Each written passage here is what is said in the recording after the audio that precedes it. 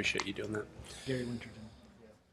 I'd like to call this meeting to order. This is a meeting of the Provo Municipal Council, and we are gathered at the City Center Municipal Council Chambers, 351 West Center Street, Provo, Utah. It is roughly 5:40 p.m. on Tuesday, March 19th, 2019.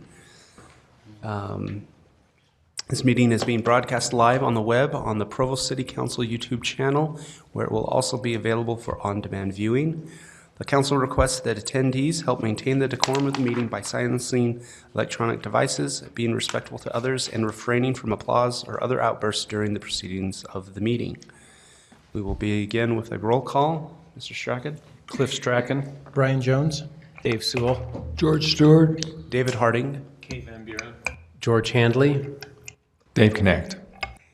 And we will excuse, at least for a few minutes, Mr. Winterton. I believe he will be joining us shortly, along with the mayor. I believe will be joining us also as she can. Our first, thank you. We will begin with an opening prayer given by Mr. Aaron Yausi, following which Mr. Dave Rosen will lead us in the Pledge of Allegiance.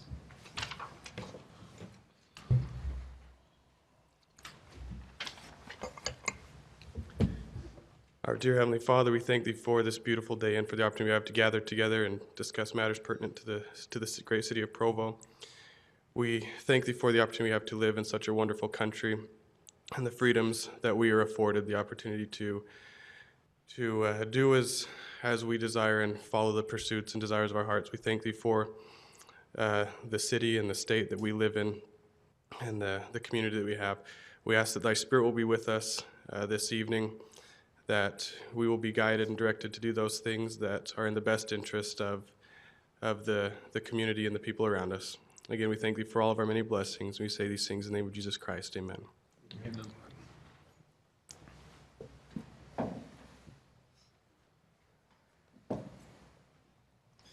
Will the audience please arise?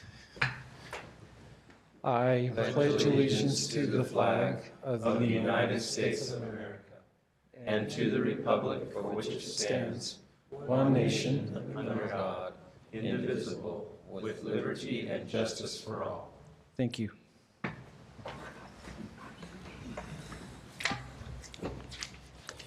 Okay.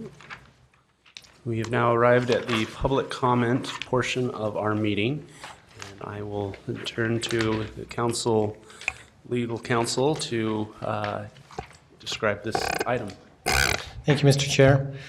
As indicated on the screen, a required public hearing will be held for certain agenda items prior to council action. After each such item has been presented, time to comment will be provided for all those who wish to speak. For items that do not require a public hearing, public comment will still be taken following presentation of the item, but will be limited to 10 minutes. At this time, 15 minutes have been set aside for an open public comment period, which is intended to allow comment on matters that do not appear on the agenda. Persons who speak during this time to an item that is on the agenda will not normally be afforded a second opportunity to speak during the comment period specific to that item. During any public comment period, each speaker will generally be limited to 2 minutes. Additional time may be given to individuals specifically invited to speak, such as applicants, neighborhood chairs, or others that may be representing additional persons. Please begin your comments by stating your name and city of residence. Due to noticing requirements, no formal action will be taken in this meeting on matters that do not appear on the agenda. At this time, persons with comments are invited to approach the podium.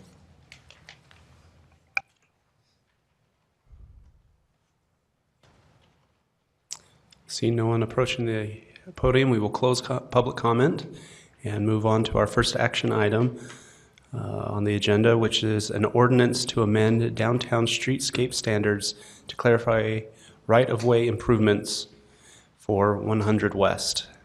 And this will be presented by Mr. Javin Weaver, planner for Provo City. Thanks. So this is to add on to the looked at the downtown master plan a couple weeks ago, and this is adding clarification for 100 West, the pedestrian corridor along this area.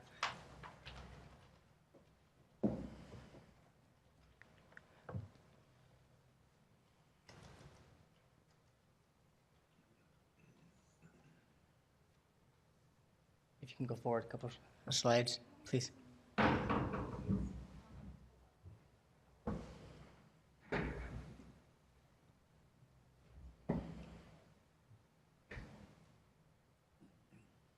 You can go forward a couple. Oh, there. Okay. Let's go back. Oh, there we go. Thank you. Thank you. So this is showing the location of where the 100 West pedestrian corridor section is being applied between 100 South to 600 South. On the right is showing the cross section of the street, which still includes through traffic in each direction, same as it is right now with one lane each direction, showing with the sidewalk, back and 45-degree parking, planter strips, and the wider sidewalk towards the east side of the roadway.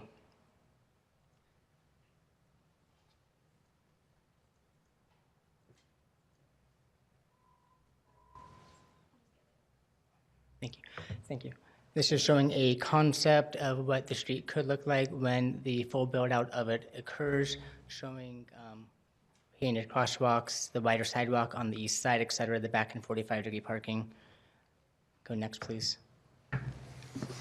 100 West section is going to also include having mid-block crossings, similar as what we have on Center Street along the corridor as well. This is another concept showing that area. There'll be a wider area at the mid-block for a pedestrian activity node to occur on that middle section of the walkway.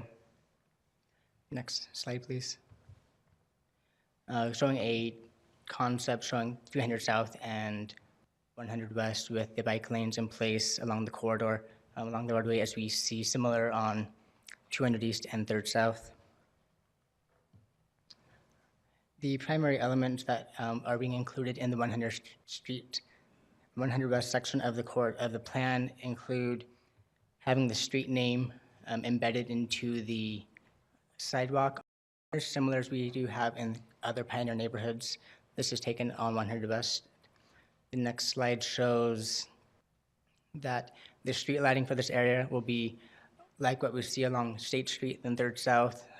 For lights on the east side of the street, this is what was recommended to staff from Power. The next slide identifies an idea for a type of pedestrian activity node, something to have people stay, do something different, stay out on the street, either from type of swing, bench swing, or a artistic display, or some kind of playground equipment that's on a small scale on these mid-block crossings to enhance the pedestrian corridor, give it a uniqueness. The next slide shows the color of the Provo flag, which staff is proposing to change the color along the 100 West corridor for the amenities, which are the seating, trash receptacles, bollards, bike racks, drinking fountains, and street lights, to be this blue, or the color of PMS 299. This would give the corridor a different uniqueness along it, and an identity along this corridor, something to make it stand out. The next slide shows that there will be raised seat walls. The streetscape standards currently have this in place, but they don't require it as if the developer chooses to. This would have it so there needs to be raised seat walls along this corridor every 4th tree location. The next slide shows the required street tree table. We're adding one additional street tree along the 100 West corridor. This was in conjunction with the urban forester to recommend this type of tree. So there are various tree types along this corridor. So at one point of the year, you have a flowering tree, which adds to the amenity of the corridor. The following 2 slides identify what the text looks like in the streetscape standards, showing the cross-section there, and on the previous slide, identifying the layout for the pavers and the sidewalk area on the mid-blocks and on the corners of the street. Staff hasn't had any concerns from the public. No comments have been brought to his attention. Any questions? Help me, and why did we do parking on one side at a 45 rather than parking on both sides as parallel? Do we get more parking that way, or do we get, is it the aesthetics that we're going for? Why did we choose angled parking versus parallel parking on both sides? Thank you. We were looking at the safety for bicycles along that corridor. When you do the back and 45-degree parking, you're looking for bicyclists along as you back in and as you pull out. It is safer as for pedestrians as you exit the car because you're guided towards the the sidewalk. And as promoting this area as a bicycle corridor as well, it does promote the safety for bicycles and pedestrians. I wonder about that. Maybe it is, but when I'm on Center Street and I'm on an angled parking and a car's right next to me, I'm halfway into the intersection before I actually see the car coming down the street sometimes. And so I was just curious about that. Is it truly a safety thing for But this is different. It's angled parking that you back into instead of you going. back into an angled parking? So in essence, you're looking for the pedestrian or bicyclist when you do back into it, and when you do exit, you're going to look for the bicyclist. And additionally, it's easier to pull out of the stall because you can see the oncoming traffic. I believe that this has been used in places and it's received a pretty good reception. But it is a little different. And I think that's one of the reasons why it was proposed for this area, kind of almost as a test to see if we want to roll it out in other parts of the city. But this might be a good place a lower traffic area that we could test it out and see how we like it before moving forward in other places. Public Works did a traffic count on this area along this corridor and saw that the vehicle count is low volume and saw that this would be a good area to see how this does work. Any other questions? Thank you, Mr. Weaver. We will now open this item for public comment. Does anyone in attendance want to address this? Please begin with your name and city of residence.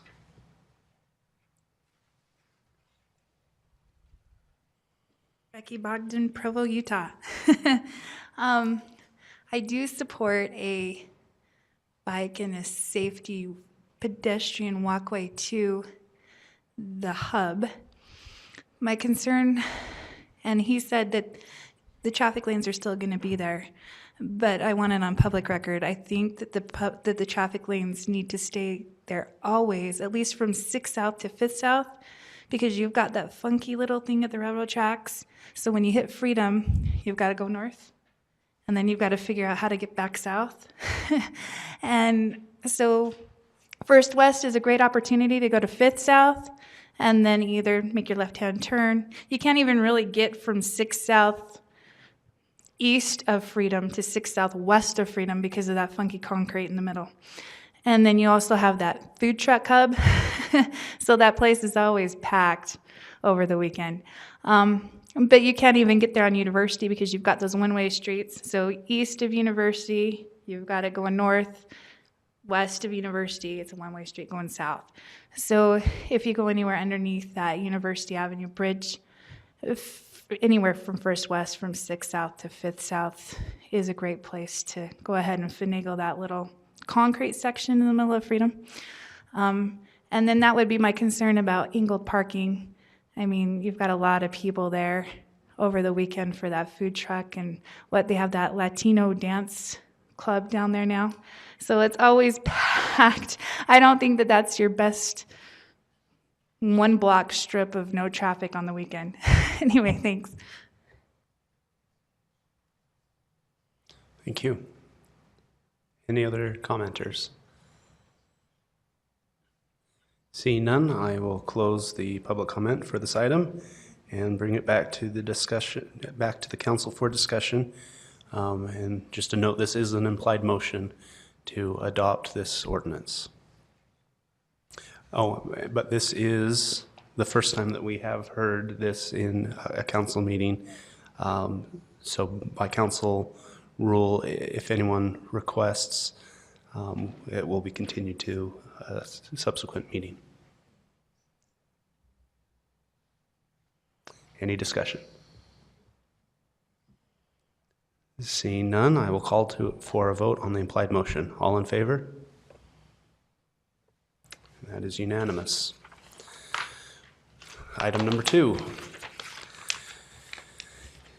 is an implied motion on a resolution appropriating $162,200 from wildfire response revenues in the Fire Department General Fund for expenses related to equipment and facility improvements applying to the fiscal year ending June 30th, 2019. This is presented by our Fire Chief, Mr. James McGill. Good evening. I appreciate the opportunity to be here. I wanted to do 2 things tonight. I wanted to give you a little bit of a report on our wildland fire season, and then talk about what we would hope to do with some of the revenue that was raised while we were out for the summer.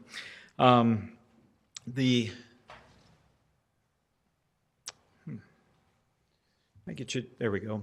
So Provo Fire and Rescue was deployed 31 different times, and that means a piece of apparatus or a single resource was deployed 31 times to 21 major fires in 5 different states. It was an extremely busy fire season, capped off by the wildfires that took place in southern Utah County, which for about the first 20 hours or so, the only resources that were down there were resources from Utah County.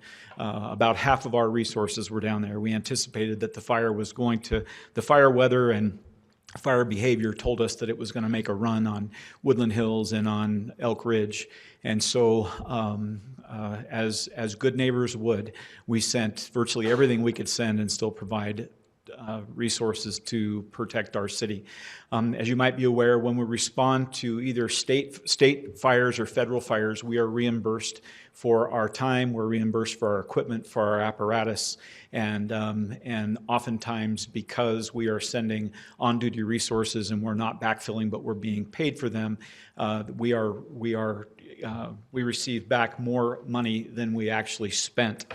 This year, we billed both the states and the federal government for $561,000 of costs according to the MOU that we enter into at the beginning of every year. Our total expenditures, the money we spent to keep those resources on the road and to pay our employees, was $366,000. That includes replacing some equipment that was either broken or damaged, adding a little bit of equipment that we discovered would have been nice to have when we're several states away. As you might remember, out of last year's wildland fire response money, we purchased a new Type 6 wildland brush unit. And so part of what we do is try to prepare ourselves both for wildland firefighting within Utah County and Provo, and then also for these responses. So the total expenditures were $366,000. So that left a remainder of $192,000. We're here asking for an allocation of some of those funds, the majority of those funds actually, to do some things that we feel are very important in our fire stations. There's a tremendous amount of information and a tremendous amount of study being done now. I know the council has asked me about this a few times, about the cancer rates amongst firefighters. And there are a lot of studies that are being done. Firefighters, depending on where you are, the rates of cancer for firefighters is somewhere between 2 and 4 times the general population. There has to be a nexus, and there have been a lot of studies about the nexus. And so one of the things that fire departments are doing across the country is this carcinogen exposure reduction program.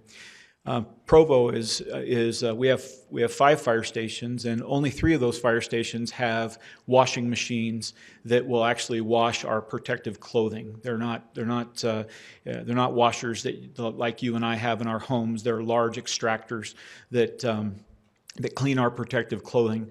And so we are proposing that we add those washers and dryers to the 2 fire stations that don't have them. Otherwise, what happens is our firefighters, they'll go to a fire, they'll come back, they'll hose their turnouts off or try to make them tenable till the shift is over, and then they'll either go to another station and wash them, and it's just not a good situation. And so we're hopeful that through this carcinogen exposure reduction program, we can add extractors to both of those fire stations, that we can start looking at our protective equipment. There is a new hood that has come out. It's the hood that protects our neck and our face, other than our face piece. It is been proven to reduce the amount of carcinogens that we are exposed to. Our neck, our face, our wrists, that's where we're exposed to a lot of this stuff. And because our pores are wide open, we need to protect our skin. And so those protective hoods are something that we want to replace. Also, in two of our fire stations, just happens to be the 2 fire stations that don't have the washers, we also don't have any protection for our protective clothing when it comes to diesel emissions, both what our turnouts are off-gassing and what they're accepting as far as our diesel emissions from our stations. And so there is actually an NFPA standard for the way that our turnout clothing, when it's stored, is enclosed. It has some venting and it's enclosed so the diesel emissions don't land on the clothing, but equally important so that when people are in the stations, they're not exposed to whatever might be coming off of the turnout. So we're looking at making some improvements to our storage of our turnout clothing. We're also, this is not part of our carcinogen exposure reduction program, but our Station 4 is just about 30 years old, and we're looking to do some work in the kitchen and in the dorms to somewhat remodel that, and our cabinets are coming off the walls and some other things are happening in those stations, so we'd like to make some repairs to that. In other needs, we have, as you're aware, 2 years ago, you helped us to fund a new breathing apparatus system. That breathing apparatus system came with a new requirement that they be tested different, and the testing, we can either pay $8,000 a year to have our stuff tested, or we can buy a tester that may last us 10 to 12 years, and we can buy that for $12,000. We have people that are certified to work on our breathing apparatus. That saves us a tremendous amount of money, and so we're proposing purchasing that tester so that we don't have to have an outside company come in and do that. We have a need for new dry suits for our water rescue team. They wear after a while. They get holes. They are of odd sizes. There are a lot of reasons, but we're looking at buying some additional water rescue suits and some additional flotation for our water rescue team. And then we have a new fire engine coming at Station 2, and we would like to put hose on it. That our hose on that engine is probably 14 or 16 years old. So we'd like to purchase $20,000 worth of hose to put on that fire engine. And so we're asking for an expenditure of $162,000 to meet those needs. It was not in this year's budget. However, it's not coming out of the general fund. It's coming out of the revenues that came from our participation over the summer in our wildland program. We also, just so you're aware, we have applied for an assistance to firefighter grant that is nearly $300,000, and that is for a second set of turnouts and some additional carcinogen exposure reduction within our fire department. If we're granted a second set of turnouts, our turnouts are about $2,500 a copy. We have 80 people. And if we're granted that, then there will be a 10% match that we anticipate. It's actually about $280,000, so it'll be a $28,000 match. Again, that money is available to us through this revenue, but we have not asked for that today because we don't know if we will actually receive that AFG grant, but we're certainly hopeful.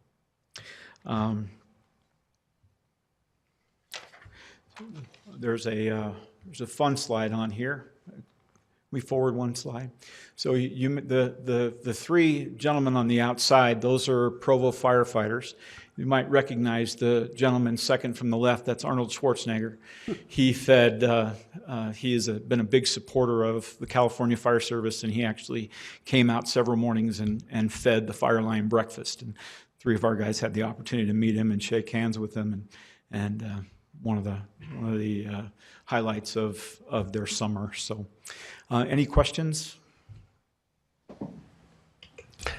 The expenditures, do you feel comfortable that you're covering your expenditures? I want to make sure that, first of all, let me say, I talked with an LDS bishop, a bishop from the Church of Jesus Christ of Latter-day Saints. Let me change that.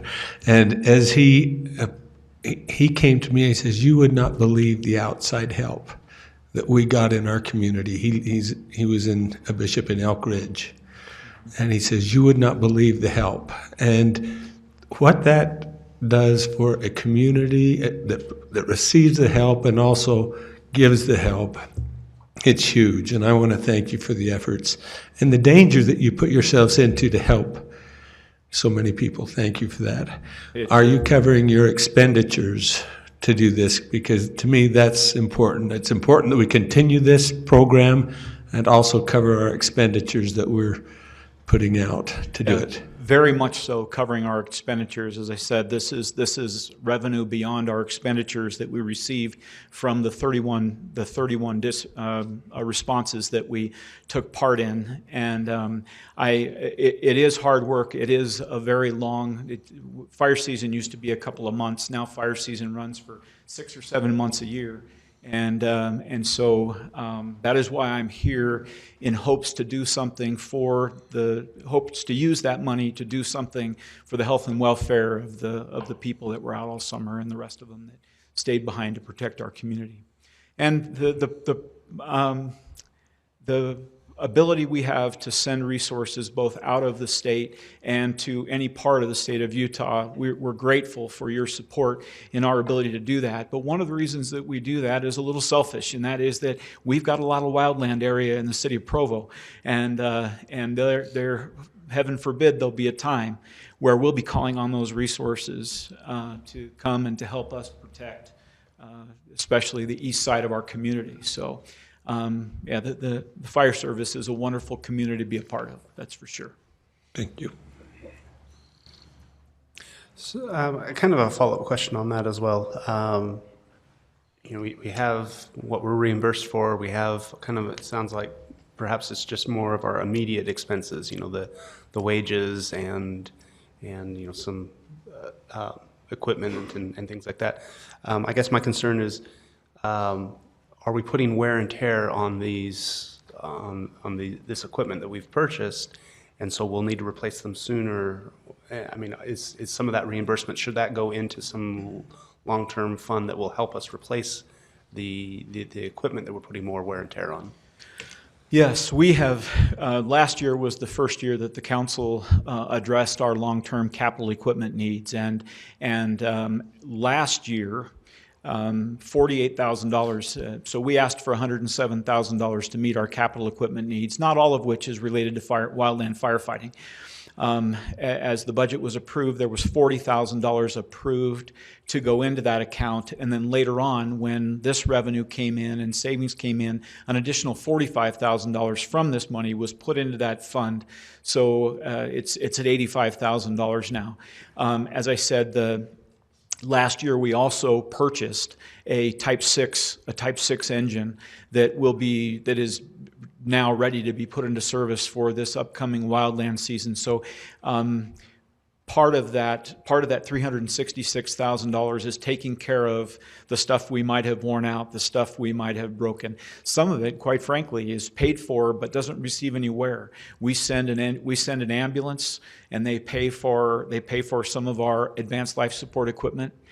Thank goodness this on our particular fires, we didn't use any of that. We were there, but it stayed on board because we didn't have, in that particular area, we didn't have any injuries. So yes, we are trying to take care of those needs of wear and tear that we put on the apparatus and the equipment that we send before we determine what's surplus. Thank you. You're welcome.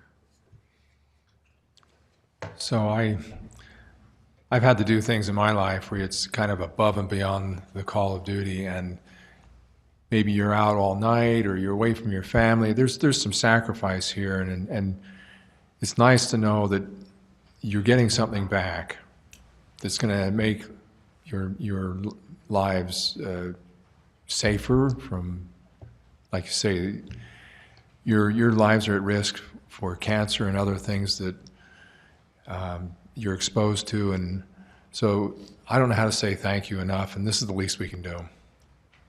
Well, it is very much appreciated, and it's not every city that would take a look at this and roll it back into the protection of its firefighters. Trust me, it's not every city that would do that, and we're grateful to be here in Provo, and we're certainly grateful for the support of our mayor and our council, both in what we do every day and the extraordinary circumstances that we find ourselves in sometimes when we're outside the state. Okay. Thank you, Chief, and I assume it's the sentiment of every council member. Just thank you, and please thank your crew for us, for the great work that you do and for keeping us safe. I certainly will. Thank you. We'll now open this item to public comment. Please come forward if you would like to speak to it. Seeing none, I will close the item for public comment and bring it back to the council for discussion. Any discussion on this implied motion? Seeing none, I will call for a vote. All in favor? And that is unanimous. Item 4 is an ordinance amending Provo City Code regarding the sale of dogs, cats, and rabbits at commercial animal establishments. And this will be presented by Mr. Cliff Strachan. Let's move back. I apologize. Let's move back to item 3. I'm just too much of a hurry. Karen was hoping she was going to get out of this. So item number 3 is an ordinance amending the official neighborhood map, North Timpview and Riverbottoms Neighborhood. And this will be presented by our council management analyst 2, Miss Karen Tapahe. That's the position in the computer, community relations coordinator. So Mike Rohn, who is the area representative for the Northeast neighborhoods, he brought to the Neighborhood Advisory Board a proposed change to the boundaries between the Riverbottoms neighborhood and the North Timpview neighborhood. Part of the problems that were happening is well, and this actually makes it a little easier to tell why there were problems, is that most of our maps have been flat. This one at least shows you some contour and everything, but people in the Riverbottoms neighborhood weren't always noticing what was going on in some of that upper area. And after some discussion between these two neighborhoods and with Mr. Rome, they were able to determine a kind of a good division of where we should kind of cut that off. It basically takes that really upper north position. They were only going to take a small chunk, but we don't want to leave an island out there. So North Timpview will grow substantially in size if this is approved. But this is the proposal. They feel like it's a better fit for the North Timpview neighborhood, that it keeps anyone above the canyon or Canyon Road is in North Timpview, and below that you're in Riverbottoms. If you have questions, Dave Rosen and Bonnie Morrow are here. They're the neighborhood chairs, and they could better answer this than I could. So if you have any questions, I will defer to them. Thank you, Ms. Tapahe. Any questions for our community relations coordinator or for the neighborhood chairs?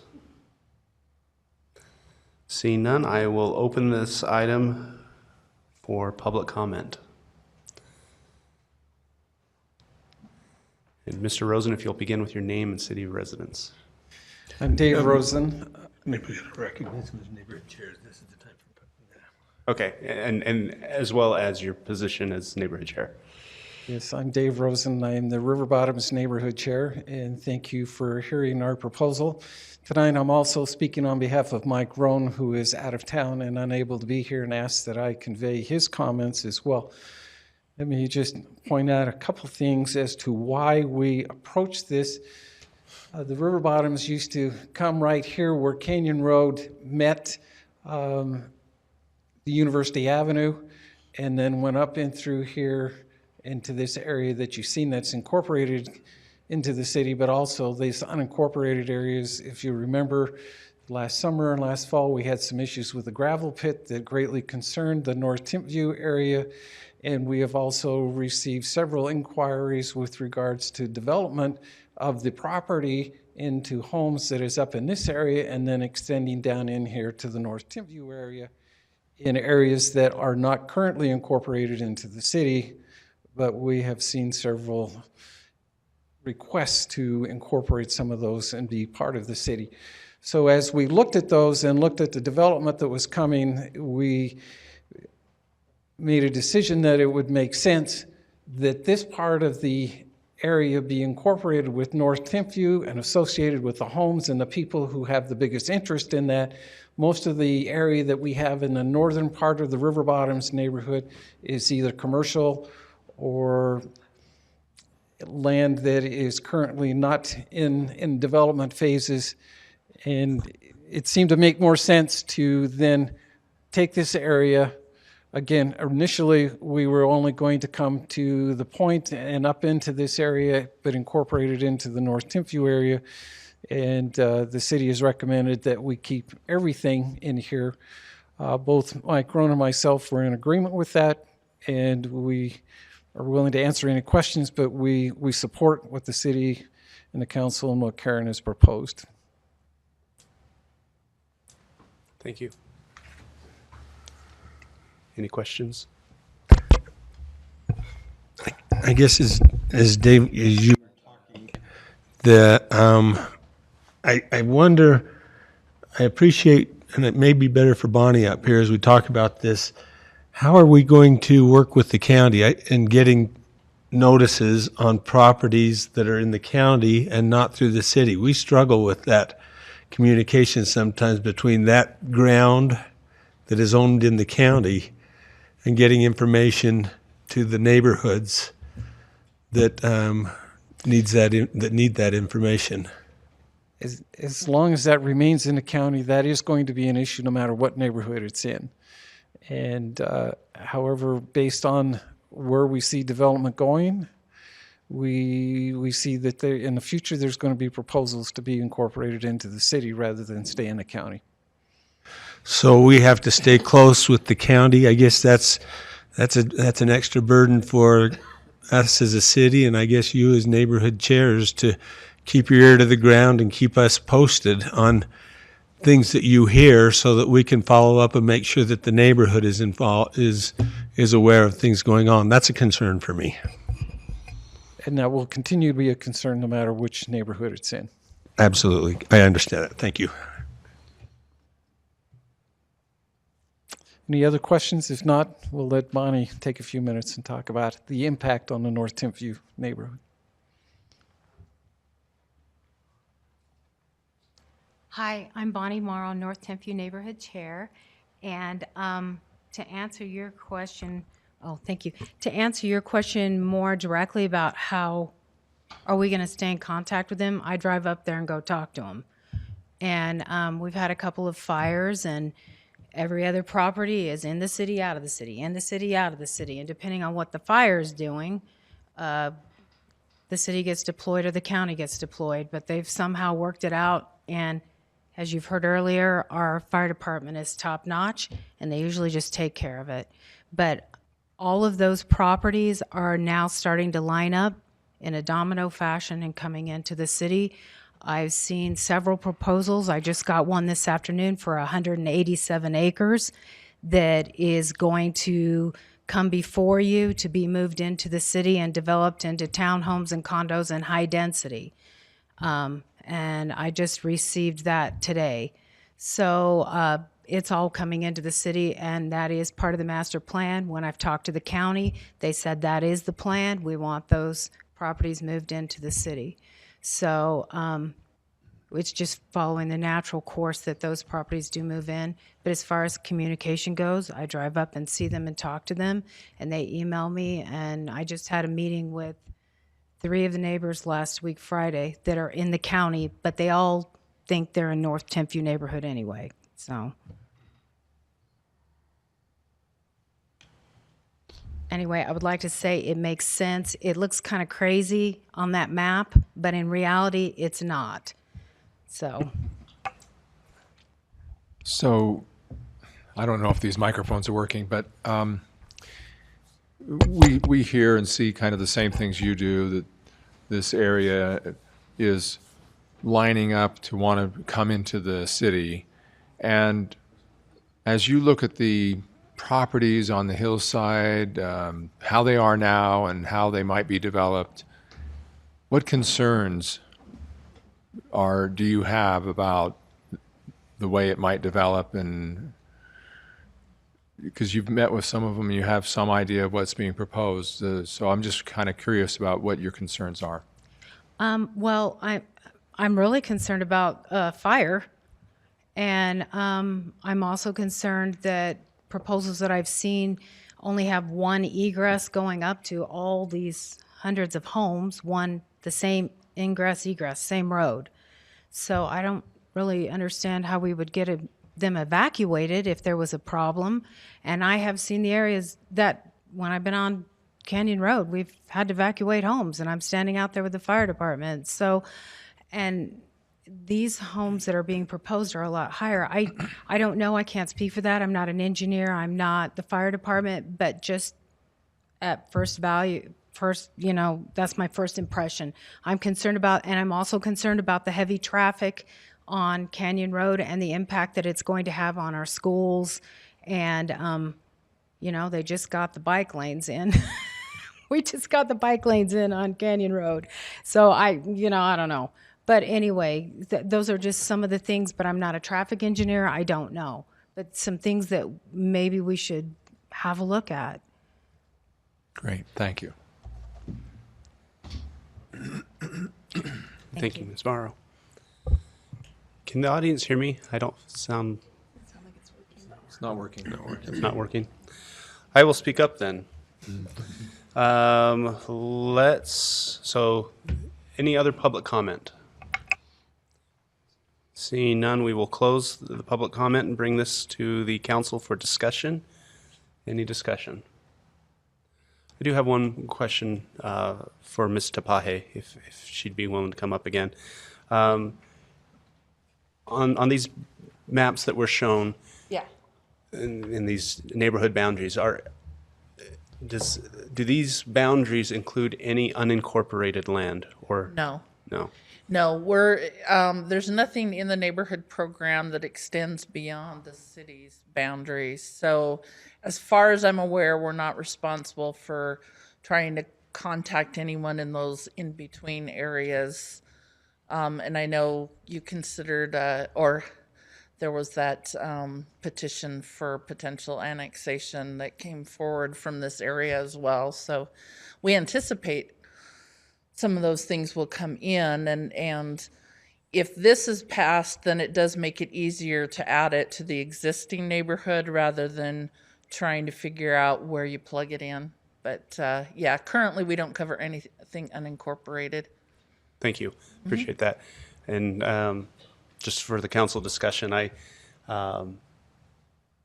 in Provo City, we pay higher taxes than the county, and we enjoy higher services, including our great neighborhood program. And so I think the long-standing policy of Provo City is to welcome these areas with open arms when they decide that they want to be annexed. And until then, I'm not going to lose too much sleep over providing services to them outside of the city, but welcome them when they come. But I appreciate that we have neighborhood chairs that go above and beyond and communicate, out of the goodness of their hearts. So thank you for that. But if people would like to enjoy the benefits of living in Provo, then please join Provo. Any other comments or discussion on this item? Not seeing any, so I will call for a vote. All in favor? And that is unanimous. Mr. Strachan, I apologize for the last one, but let's start item number 4 again. An ordinance amendment of the Provo City Code regarding the sale of dogs, cats, and rabbits at commercial animal establishments. Council, go ahead, finish. Okay. Introducing you. Council, if you'd indulge me for a moment. Most of you remember Rachel Stone. She was an intern in our office. And just wanted to congratulate her. She is now working in the Governor's Office of Management and Budget, where she's doing the data analysis for all the success framework or quality control programs that the state's doing. So congratulations to her. So, hi, Rachel. Congratulations and thanks for coming back to see us. She's here to pick Karen's brain. Council, you've heard a lot of this before, but I'm going to go through it again for the public's benefit. On February 9th, Councillor Harding sent an email to the rest of the council based on a story that Janelle Pugmire of the Daily Herald was going to write on the parvo virus and the problems that they were having in Vineyard with the puppy barn and some of the animals that they were selling there, and asked the council members if you were interested in looking into it. And 5 of the council members have responded they were interested in looking at this, which is why this issue is before you. The ordinance amending the code regarding the sale of dogs, cats, and rabbits at commercial animal establishments would make it unlawful for a person to sell or otherwise transfer ownership of a dog, cat, or rabbit in any commercial establishment in Provo, unless it came from a shelter or a rescue organization. It would require a certificate of source for each animal.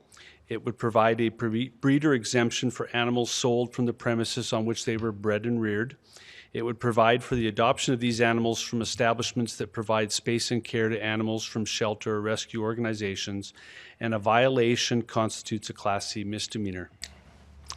11 cities in Utah have adopted similar ordinances, and perhaps hundreds of cities in the country have done similar. So why Provo? Why now? The Herald had reported on this issue with certain pet stores' business models, whereby they are the end seller of animals that come from various breeders. And sometimes those breeders are what have been derogatorily called puppy mills. Puppy mills, cat mills, you even have rabbit mills, I heard. But in looking at this, one of the issues with some of these breeders is that they have a reputation for mistreating animals by breeding and rearing them in filthy or crowded conditions, which makes them more prone to diseases such as parvovirus in dogs, feline distemper in cats, or enteritis in rabbits.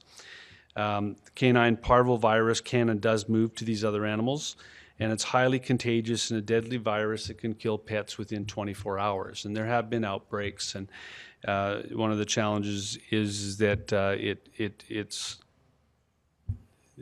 is very fast moving. It's transmitted through the feces of animals. Rescue organizations. Another reason that we looked at this was to promote the adoption of dog, cats, and rabbits that have been dropped off at shelters or rescued by many humane societies and rescue organizations. There are many adoptable pets within those organizations. Pet stores. Some stores sell puppies, kittens, or kits. Kits apparently is the name for baby rabbits. As though they are merchandise, the system is the same as any store. They are raised with low-cost production methods in which corners are cut to maximize profit, sold to a broker or middleman, and delivered to a retail stores where to be bought by customers. It's not uncommon for a breeder to sell a puppy from a broker to a broker at a small rate, and by the time it gets to the customer, it's being sold for much more. Now, that's not always the case, and you'll hear from some of the comments that you'll hear from the public tonight that there's another group out there that sells them, and that is someone who might have an unwanted litter from their family pet and are trying to find a way to get rid of them. So that is one that we hadn't spent a lot of time considering, but it does happen. We wanted to find out what the impact was on local stores. There is one pet store in Provo. It's called Jay's Jungle. It does not sell dogs or cats, but it does sometimes sells rabbits. As I mentioned to you earlier today, the owner's not bothered by the ordinance, but did wonder why we weren't accepting breeders. Pet store Rocco and Roxy does not sell animals, so this ordinance would not affect them. Goo Goo Dogs does grooming, and the owner does breed golden doodles at home. He thinks the ordinance will be good for him. Now, the IFA does sell chicks and rabbits. I mentioned earlier they sold 128 rabbits last year, which at the current $30 price would give them a gross revenue for rabbits of about $3,800. And on top of that is the supplies for rabbits. The manager did tell me, and he's here today, and he'll come up and talk to you during the public comment period. The manager says 4-H participants and others buy them to show and use as starter pets. He notes also that if a rabbit were returned, he could not mix with the other rabbits, and that's for health reasons. He does oppose the rabbits aspect of the draft ordinance.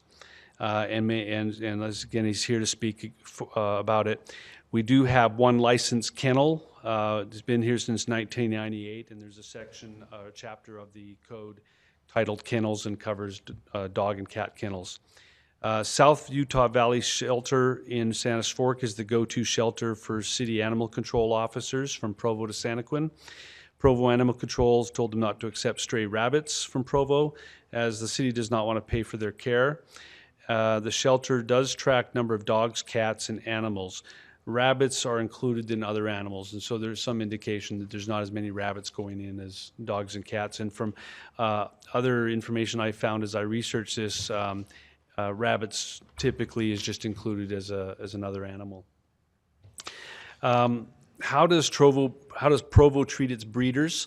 It doesn't license them. There's nothing in the city code about breeders. The city code does have a maximum allowable number of dogs and cats, but that section exempts licensed kennels, catteries, grooming parlors, or pet shops. And in the language of the maximum number of cats and dogs that you can have, it does seemingly acknowledge that sometimes your animal has a litter, and for 6 months you can exceed that number while you're dealing with the litter.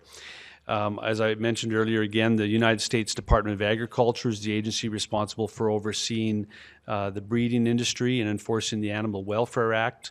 Any breeder who wishes to sell to a pet store to consumers over the internet, so a pet store directly or a consumer over the internet with 5 or more breeding females must be licensed with USDA.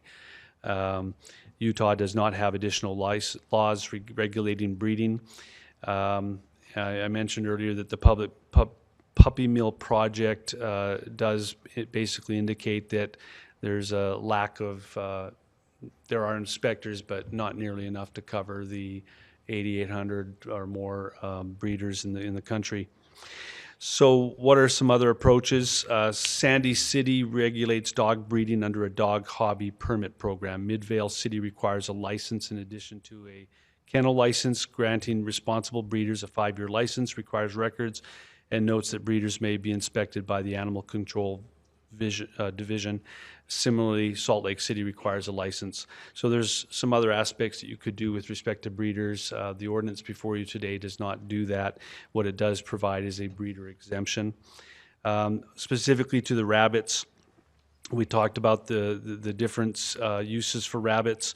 Rabbits have been used for meat, pets, hobby purposes, laboratory purposes. Rabbits are raised for the show circuit, home consumption, or as pets. The Animal Rabbit Breeders Association sponsors 4,000 shows a year for rabbits. There does not appear to be an association for pet rabbit producers. And that's another area where the USDA regulates producers breeding pets for the wholesale trade or for direct deliveries to pet stores. Question came up in the language about commercial animal establishment. That was the issue of what is a commercial animal establishment. We've added a definition in the beginning of this draft ordinance, and can you bring that up, Hannah? Stating, for purposes of this chapter, a commercial animal establishment is any pet shop, retail business, or other commercial establishment that engages in activities regulated by this chapter. So it's intended to cover the stores, not home breeders, not somebody getting rid of animals that their litters have had. It doesn't address this issue where sometimes you get people with litters who are selling them to pet stores as a way of getting rid of their animals, or finding homes for them is probably the nicer way to say it. So what are options for the council? We've given you a draft ordinance. You can do nothing. There currently are no regulations in the city code, and so you don't have to add any on this issue. But if you do want to adopt the ordinance, you can adopt it as drafted. You can make changes to it. If you do adopt it as drafted, only dogs, cats, or rabbits obtained from shelters or humane societies or rescue organizations could be transferred to patrons at a commercial establishment. Again, meaning the store, not meaning the grooming places, not meaning the home breeders, those kind of things. And then we've got some options for you to consider in this ordinance if you want to provide an exemption. I've drafted a draft where you drop out rabbits as an option, where you provide an exemption to retail outlets that are already selling animals covered by this ordinance. And of course, the one amendment to the draft that was published is that one that adds the section defining what a commercial animal establishment is. Are there any questions? Mr. Connect? So on those exceptions, where if they were already selling, they're given the exemption, is that broader than just rabbits then? Yes, that would be dogs and cats. But as from what I've been able to ascertain, there is only one business currently selling any one of those, and it currently happens to be the IFA selling rabbits. I guess my question to the council for the discussion is whether it's better to give an exception or just to remove rabbits. Right. And so we've drafted versions of this for either way. Any other questions? Okay, thank you. Step aside while you do public comment. Thank you. And we will open this up now to public comment. If anyone has come here to address the council on this item, you may step forward now. Please begin with your name and city of residence.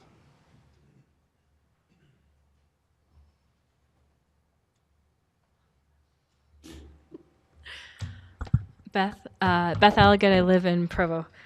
Sorry, I'm a little sore from this morning. I was actually approached by a person in my neighborhood who breeds dogs, and she is slightly concerned about this ordinance. One of her concerns is a friend of a friend. We all love these stories, I know. She has a friend that lives in another state who adopted a similar ordinance that is a breeder in another state. This person actually also sells dog toys out of her home too, and in that state, the state came in and branded her a pet store and took her breeder's license.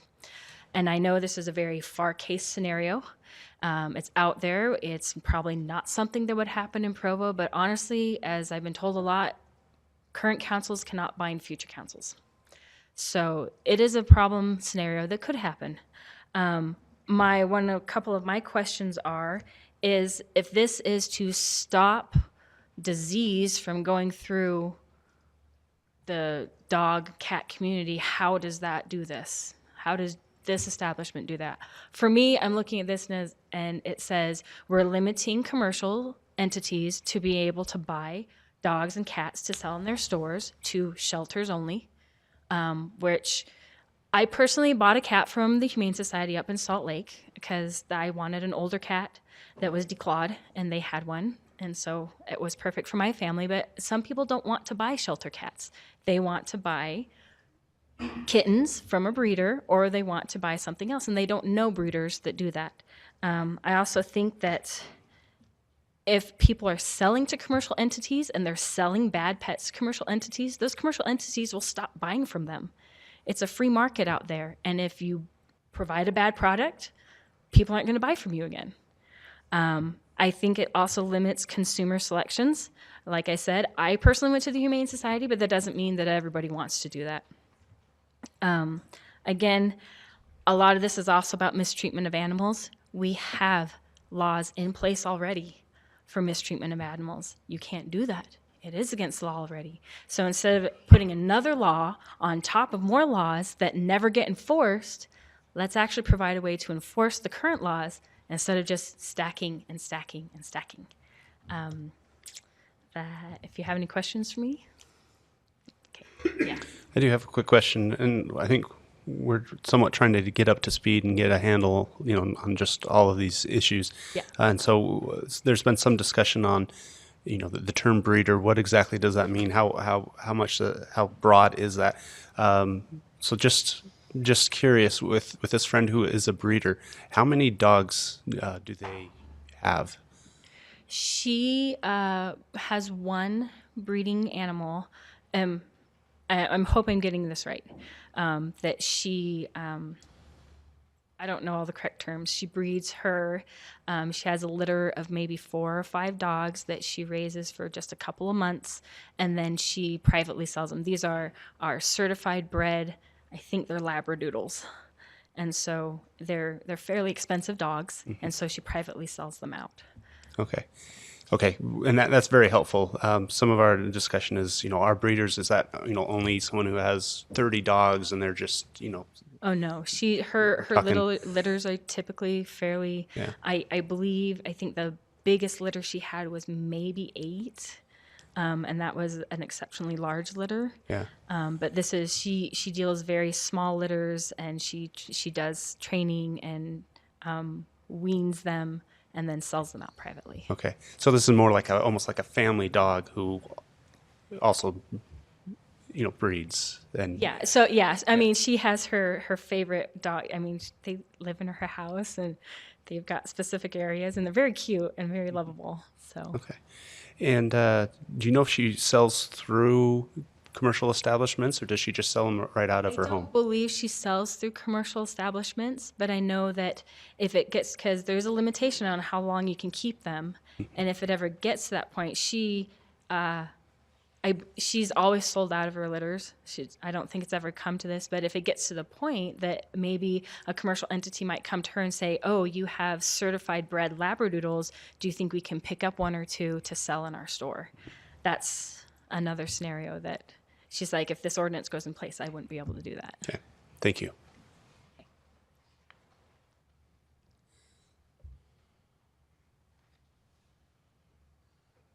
My name's Aaron Yowsey. I'm a resident of Payson City. I'm currently the branch manager of the Provo IFA. I'm sorry your police chief ducked out. I'd like to say for my family and my neighborhood, we are grateful for the help we received from your fire department.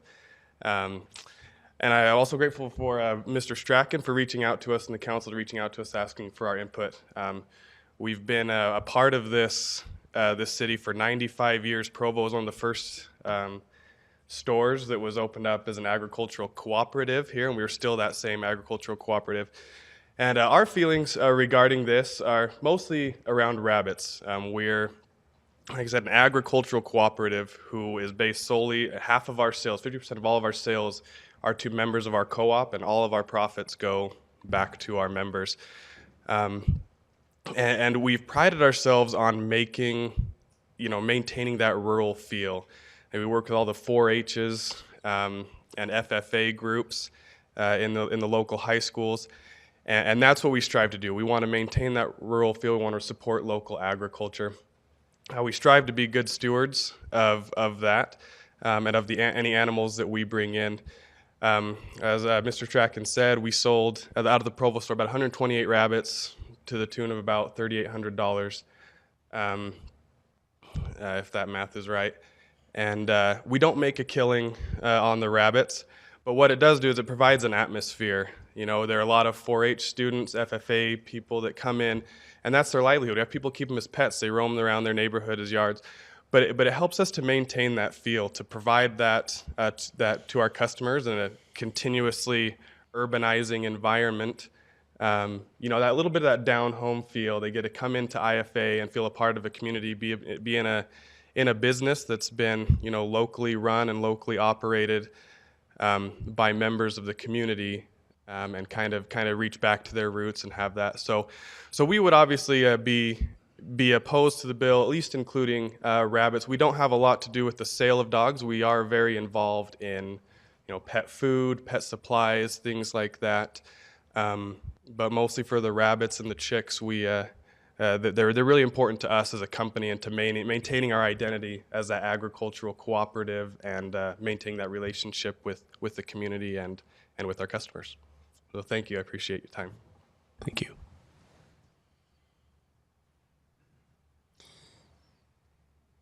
Any other comment? Seeing none, we will close the public comment portion and bring it back to the council for discussion.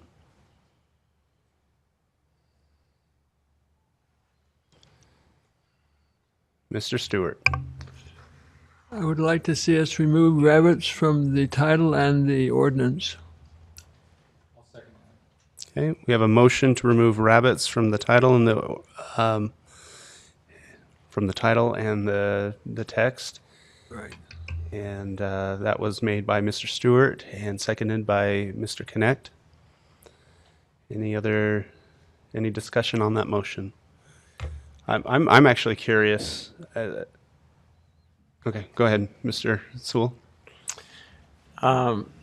I mean, I'm fine with that motion if this is going to pass, but I'm just not convinced that we've cleared the bar for that there's enough benefits from this to justify the extra regulation and interference with the market system. So. Okay. I'm having a little trouble hearing you, Dave. Oh, sorry. I just said I'm not. I mean, if we're going to pass it, I'm happy to take the rabbits out, but I'm not convinced that this has enough benefits to justify the additional regulation and interference with the free market system. So. Also with that, I'm wondering about the cost of enforcement. I don't even know if we've looked at the cost of enforcement. Is this just going to be done on a complaint basis, or is there any real cost to the enforcement? Mr. Jones? I guess I'd weigh in. My anticipation is that it would only be on a complaint basis. We have, part of the proposal that you saw earlier today was to transfer some enforcement responsibilities to the community and neighborhood department, because other than code enforcement, we don't have a lot of code enforcement staff right now. So I imagine it would be complaint-based only. Seems like it would go under animal control, which is under the police department almost, rather than community development. I don't know. Yeah, that's an interesting question. It's the kind of regulation that I would normally expect to be enforced by the business licensing folks, even though it does have to do with... Cliff and I actually debated quite a bit about where to put it in the code, and whether to put it in Title 8 because it had to do with animals, or to put it in Title 6 because it's really a business regulation. So I guess I'd be up to the administration, but at the moment, either way, my anticipation would still be that it would be complaint-based. Mr. Stewart? I think you're going to know about it. You don't have to wait for a complaint because people will advertise. I mean, that's how it's going to come up. Someone's advertising for the sale of dogs or cats at a retail establishment. You're going to have to go and tell them they can't do it. So I think just having their ordinance in effect will eliminate 99% of it. I don't think you'll see it happen. I concur with that. I don't see enforcement as being a big issue because they are a commercial establishment selling wares, and so I think it would be. I agree. Mr. Van Buren. I definitely would support eliminating the rabbits from the resolution, or the ordinance, but I have problems with the ordinance in and of itself and what we supported. First of all, a couple of lines we have in our ordinance, whereas the Provo City Council is interested in reducing pet overpopulation. I'm not so sure that's something that the council decided is one of our objectives for this council, and I don't know that this really will limit overpopulation. And so I just think that was kind of a premise that really isn't true. Then the next one says that there are many adoptable dogs, cats, and rabbits readily available through shelters and rescue organizations.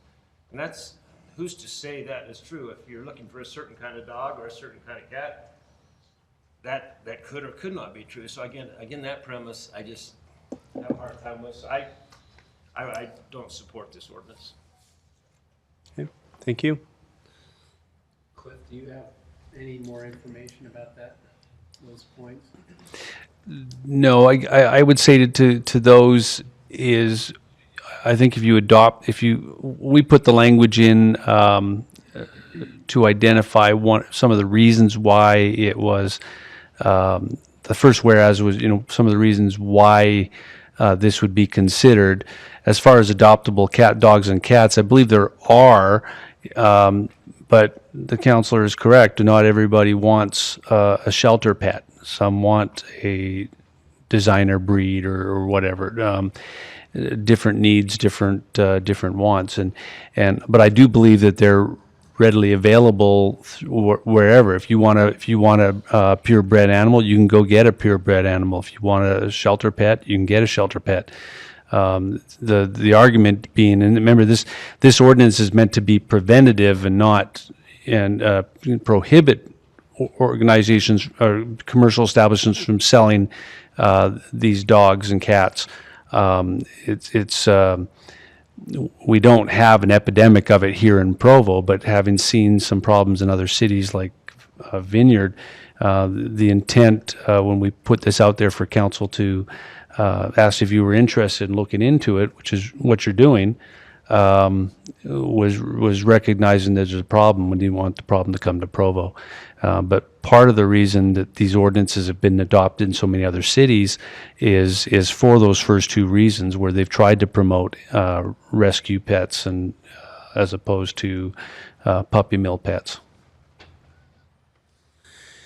Mr. Connect. At first, when I read that first paragraph, even before you brought it up, is this going to reduce pet overpopulation? But if you look at it in context of somebody running a puppy mill and breeding as much as they can, as fast as they can, in order to try to turn a profit, and they're not doing it necessarily appropriately, mainly,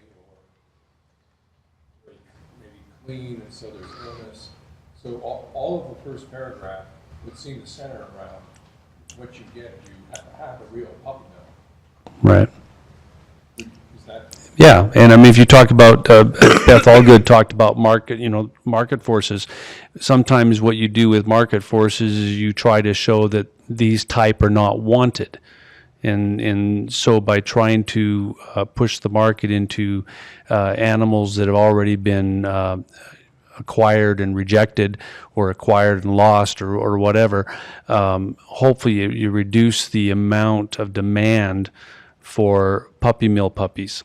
And this ordinance, the way it's drafted, is not meant to harm people who have litters of pups or kittens.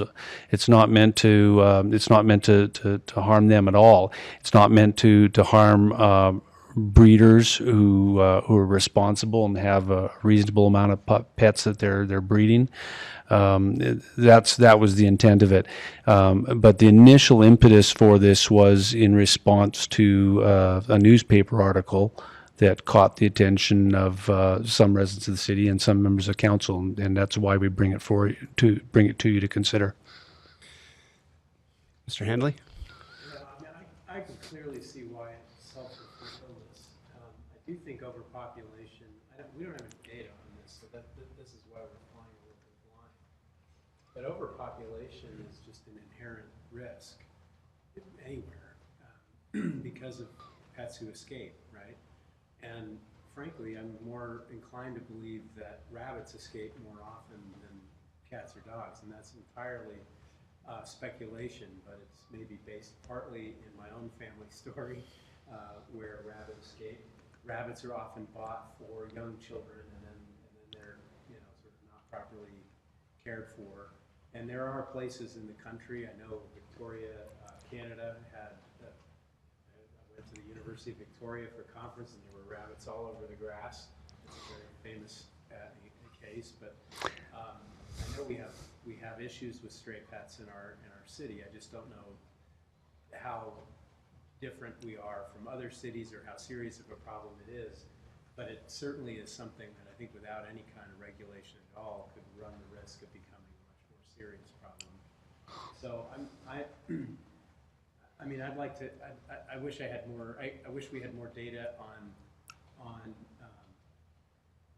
rabbits in particular before I was sort of just willing to take that off the list, because I'm not entirely sure that that's without risk. I would have no, I mean, I have no ownership in this in other than the sense that I'm performing the work that you've asked me to do as a council. What, if in terms of that first whereas, if you reduced pet and took out the word overpopulation and then you would just have reducing pet illness, you would still accomplish what, because the important part of this is not as much the whereases as the output that the ordinance would provide. So right now we have a motion and a second to change the language to Just one comment for George. If rabbits become a problem, we can add it as we get more data. well, but what I'm saying is if we make the decision today, one way or the other, we don't have, I don't know if we have enough data to know that we need it or we don't need it. And I would say to you that even if we don't have the data for pet overpopulation in terms of Provo or Utah County or the state of Utah, the animal advocacy groups do believe that we have an overpopulation problem with pets, and which is part of the reason why they try to promote these ways of reducing. That's why they encourage spaying and neutering.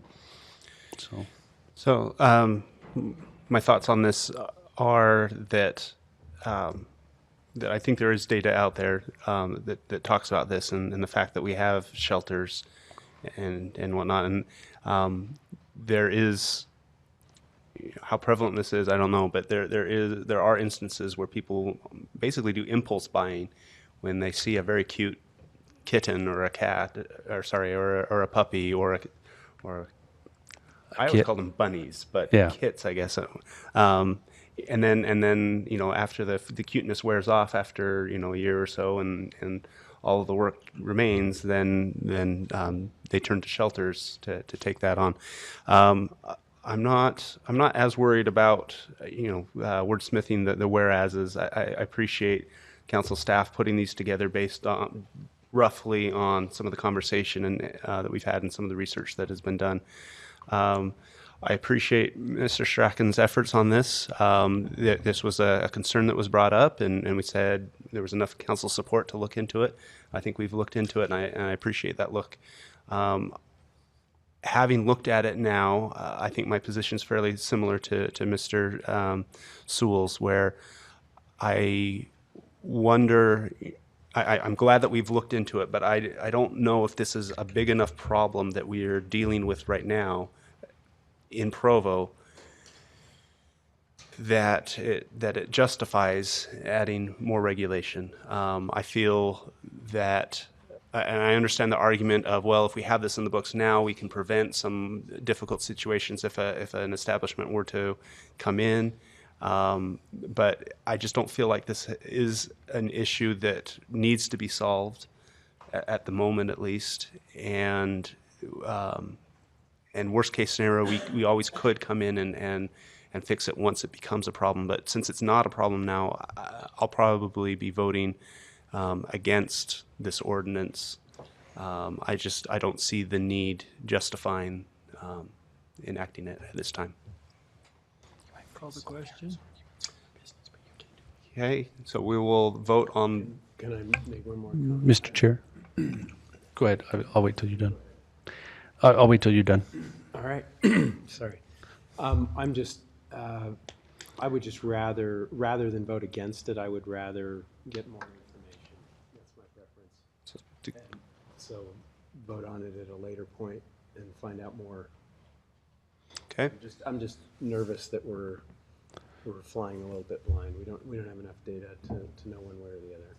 Okay, Mr. Strachan? So procedurally, you have a motion on the table. It's moved and seconded to amend it by taking and rabbits out and throughout the ordinance. If you wanted to vote on that, I think you would vote on it with the intention that you would consider the full ordinance for adoption after that. Alternatively, you could have someone move a substitute motion to table this ordinance indefinitely if that's the direction you want to go. If your intent is to not pass the ordinance, go that route. If the intention is to try and pass the ordinance, then do the amendment and then do the full ordinance. Okay, thank you. Mr. Sewell? And just one clarification, keeping in mind what Mr. Hanley said. I'm not sure if I have enough data either to know if it would be appropriate to take the rabbits out. So since I'm opposed to the ordinance at this point, I think I would vote against that amendment as well on that basis. Okay. I just make the motion then to table this ordinance indefinitely. All right, we have a substitute motion to table this ordinance indefinitely. Do we have a second? Second. Seconded by Mr. Winterton. Any discussion on the substitute motion? I think it's pretty clear we don't have 4 votes to go forward. So until we have enough information or circumstance in the community that we feel inspired that this needs to be enacted, I suppose putting it on the back burner. We appreciate the work, Cliff, and this has been informative. And if we do get 4 votes in the future, it'll be all the less work because you've done it. Okay, thank you. Any other comments or any other discussion on the substitute motion? Seeing none, I'll call for a vote on the substitute motion to table this ordinance indefinitely. All in favor?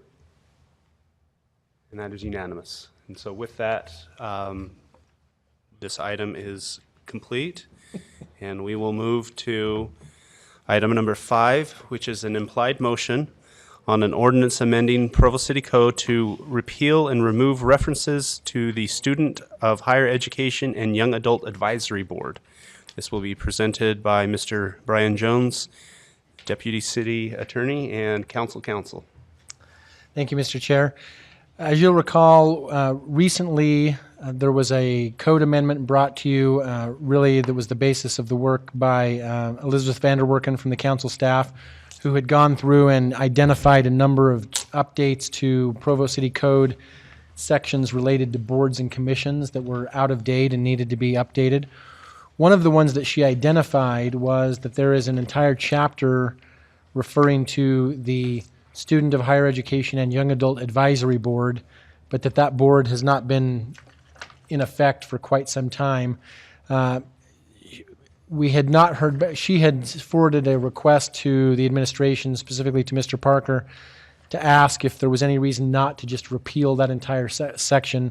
We didn't get that response back in time to include it in the previous update, but that's all that this ordinance proposes, is with the administration's blessing and suggestion to just repeal that chapter entirely and take the references to that board out of the code. And that would be great. We spoke to this actually in our office. We talked about getting it off the books because we have a new Young Professionals Committee that I implemented last year, and it's completely different than what was written. And so we spotted this and knew that they weren't the same. And so we we wanted to get it removed so that this other committee can keep moving forward. Thank you, Mayor. All right. Any questions for Mr. Jones? See none, we'll open this for public comment. You're our lone resident non-employee here. Seeing no public comment, we will close that and bring it back to the council for any discussion. Seeing none, I will call for a vote on the motion. All in favor? And that is unanimous. Items 6 and 7 have been continued.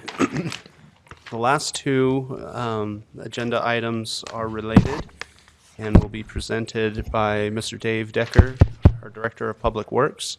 Hey, my microphone seems to be working. Excellent.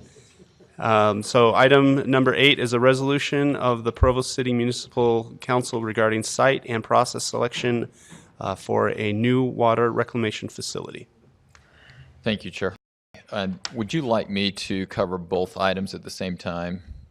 That sounds great. So let me read in the other one. Item 9 is a resolution of the Provo City Municipal Council regarding loan authorization for the first phase of a new water reclamation facility. Thank you for that clarification. So, as you indicated, the first resolution is authorization and direction from the council to the Provo City staff to continue with the design and construction of the new treatment plant, utilizing an MBR membrane bioreactor technology, and it also directs the staff to continue the design at the existing facility, at the existing treatment plant. The second part of the resolution also indicates a budget, and there's two numbers indicated in that budget: a construction budget of about $93 million, and then also some additional money going into collection systems and second phases of about $57 million, and it's indicated in the resolution. As we indicated in the work session today, this resolution is part of the state requirements relative to our variance request that was sent into the state DEQ board. Approximately a year and a half ago, we made a request to the state relative to some nutrient regulations, extending the requirements for Provo City from the year 2020 into 2025. And they approved that variance letter. They gave us a couple of deadlines. One was last year, we met that deadline, and then there's two more deadlines coming this year, one May 1st. And this this resolution that you would potentially adopt tonight would be meet the requirements for the May 1st deadline. And then there's another deadline for a capital facilities plan in December. Right now, it appears that we would be prepared sometime in August to submit that. So we are a tad ahead of schedule as far as the design, which I think is good news. Just so that perhaps any of the general public that may be watching, Hannah, do you mind bringing up the treatment plant? Yeah, we had talked a little bit about this in the work session as well, but you can see in the air photo, the gray area kind of illustrates the existing treatment plant, and then the colored portion of this graphic shows the new MBR treatment plant, the hydraulic part of the plant that will be completely replaced. As I indicated earlier, utilizing the existing site allows us to use some facilities, primarily on the hydraulic side. We're looking at the headworks and the UV building, but the balance of the site, the balance of the hydraulic side of the site would be replaced with the MBR technology. And I should indicate, as I told the council before, this is very state-of-the-art, high-end technology. It's some of the best technology in the wastewater industry. And we would continue to use the solids portion of the treatment plant, primarily located on the north end of the plant, and that would be replaced at the second phase, which is scheduled sometime right now about the year 2032. So it's a good 12 years out before we get to that phase. So unless there's any other questions, that's the first resolution tonight. And again, that would meet the requirements of the May 1st deadline for the state. Dave, I do have one question. One thing that intrigued me about when we were talking about the treatment plant facility expansions is the cell concept. Is this the same cell concept that you're talking about? So we are able to go with expansion, adding cells if we need to as we grow. It is. We sometimes call them trains.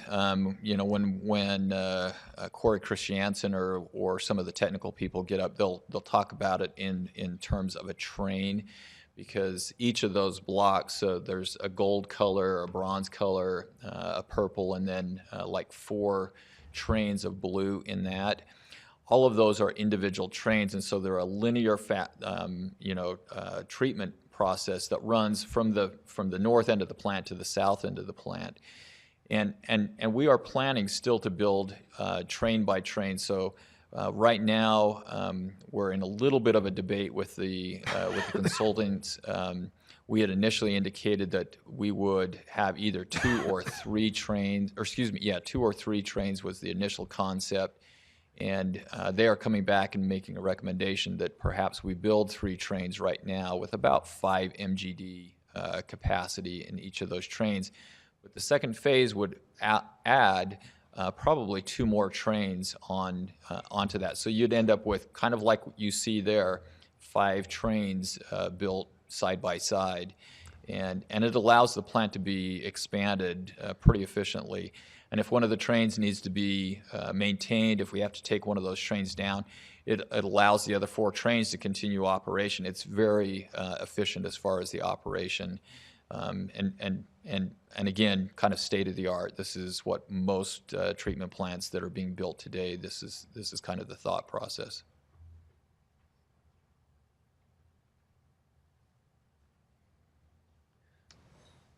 So unless there's any other questions, I'll go to the second resolution, and it's a much shorter resolution and authorizes from the council, it's an authorization to the mayor to sign the documents associated with the state loan.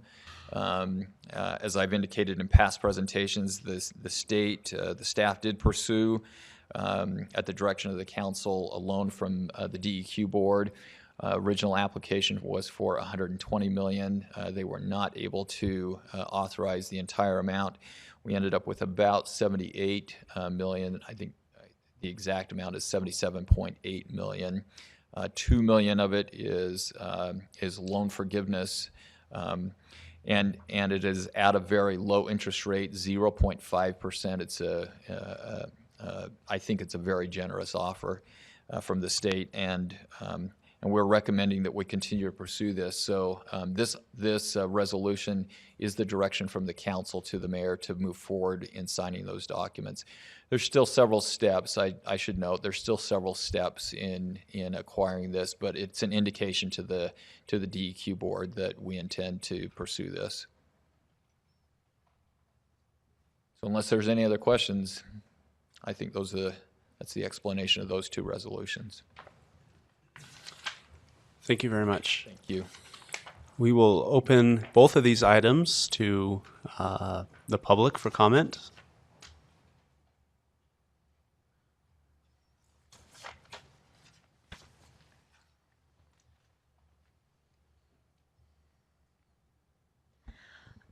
Beth Alligood, Provo resident. I realized when I got for the puppy mills, we get up here and complain a lot, and I just wanted to come up and say thank you for finding a solution that was not $230 million out on the west side, but reduces that cost to where we get something good and solid for the city, but is not going to be as great a cost to the citizens. So thank you. Thank you for all your work, Dave. Really appreciate it. Thank you. Seeing no other residents, we will close public comment. I do want to, and correct me if I'm wrong, Mr. Decker, this option will probably cost us a little bit more over the life of the project, but it delays some of the capital expenses until later. Okay, so yeah, exactly. Trying to find the right balance. So we have 2 implied motions for the 2 resolutions. Any comment or discussion on these 2 resolutions? I got one more question, Dave, and I'm sure that you've analyzed this and doing the best you can as far as the cost. It will cost us more up front for some of the work because we do have to use different type of labor also involved. We're restricted on some of the things, who we can hire and how it goes. Yeah, you're correct. With the state loan, there are some strings attached, and we're required to pay Davis-Bacon wages and Buy America some other strings that we had indicated in past presentations. And Jimmy McKnight had prepared some information. We sent it out by email to the council and indicated that we still thought, even after his analysis and looked at potential impact to the construction cost with those strings, that we still felt that the loan was still, and again, mostly because of the very low interest rate, we still felt it was the appropriate move for the city. Thank you. If I remember that email correctly, it's roughly to the tune of about $25 million over going out and bonding on the open market. That's correct. Thank you. Any other points of discussion? Seeing none, I will call for a vote on an implied motion. Since there's the two, I'll make it clear what we're voting on. So calling for a vote on the implied motion on a resolution of the Provo City Municipal Council regarding site and process selection for a new water reclamation facility. All in favor? That is unanimous. And unless there's objection, we will now vote on an implied motion on a resolution of the Provo City Municipal Council regarding loan authorization for the first phase of a new water reclamation facility. All in favor? And that is also unanimous. Now, if there is no objection, we will adjourn by unanimous, objection.